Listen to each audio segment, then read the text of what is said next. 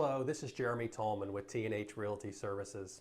You know, recently I've taken several calls from investors that kind of tell me a similar story. It kind of goes something like this. It's like, hi, my name's Joe Investor, and I own several rental properties in Indianapolis.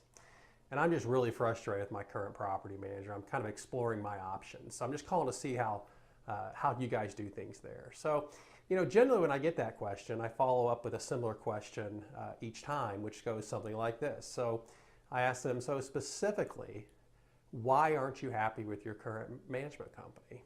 And as you might imagine, I get a lot of different answers, some of which are very legitimate, some of which aren't. And for example, I may get an answer that goes something like, you know, they've experienced some maintenance that seemed very legitimate and they paid X amount of dollars, which seemed very legitimate. And in that case, I kind of come back and say, well, I'm not sure we're going to offer you a better solution. Maybe self-management is a better option for you. But there are a few different answers I hear most often concerning why investors are looking to change their management company. And I feel for various reasons, there are a few of them that are definitely reasons why you should fire your property manager. The first one is lack of communication. You know, without question, communication, the lack of it, is the number one complaint I hear from investors about their property management company. I'm shocked constantly when I hear that it sometimes takes weeks for investors to get a response from their management company. And you know, honestly, with management companies don't respond to investors, my guess is they're not responding to tenants. And that can cause very poor renewal rates, which is going to hurt your cash flow. And that's a problem. So, you know, good property management companies should be easy to reach. They should have multiple ways in which to reach them. And there's no excuse for a management company not getting back to its investors in a timely manner. If that's not happening, then it's time to fire the property manager. The second reason is lack of transparency.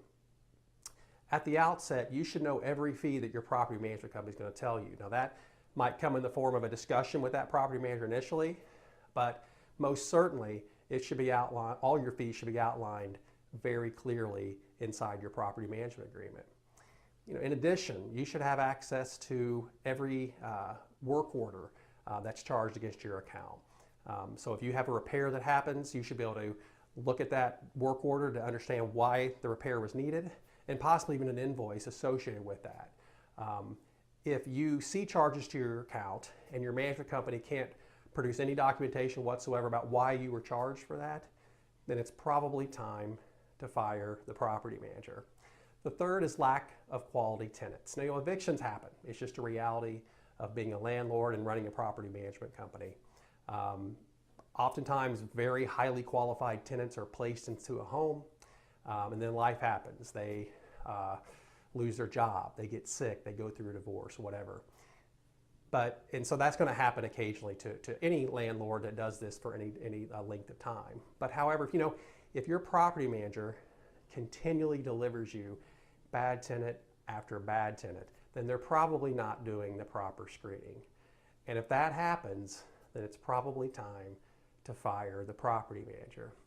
And the fourth reason is lack of accountability. No property manager is perfect. You know, all of us make mistakes, but when a property manager makes a mistake, they need to stand up for it, own it, apologize for it, and then make it right. For example, let's say your property manager bills you for a toilet repair.